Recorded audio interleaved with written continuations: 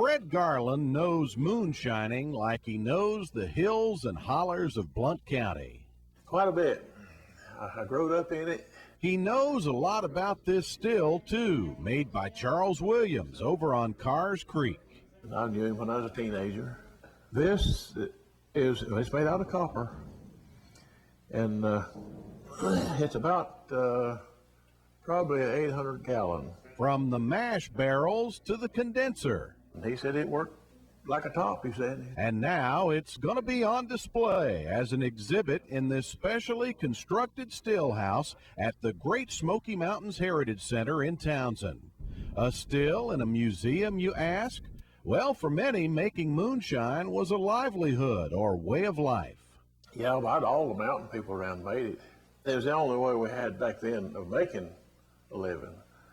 And other than raise our own crops and things like that, and for a little spare money, you could sell a little moonshine to somebody. Well, that's the only way you had of making a little extra money. It was just a living, that's all it was, hard work.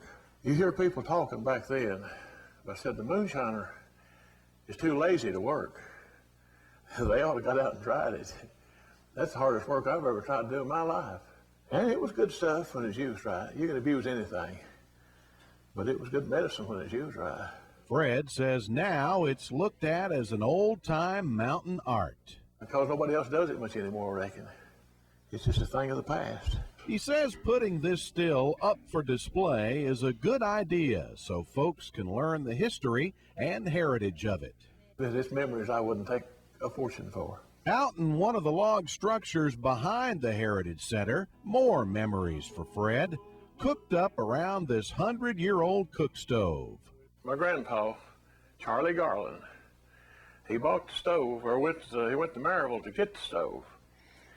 And they told him to bring his wagon around to the back door, and we'll load it for you. He said, I ain't got no wagon. He said, how you gonna get it home? He said, I'm gonna tote it.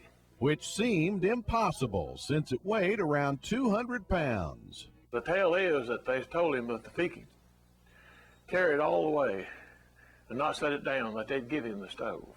And he carried it from Maryville about 10 or 12 miles and never set it down. They called him the Iron Man of the Mountains. I wrote a song about the stove. Charlie Garland was so strong, with a strength we never see. It's the story of a man from the hills of Tennessee. He was the Iron Man of the mountain, muscles almost made of steel. Some folks think it's just too young, but we know this story's real.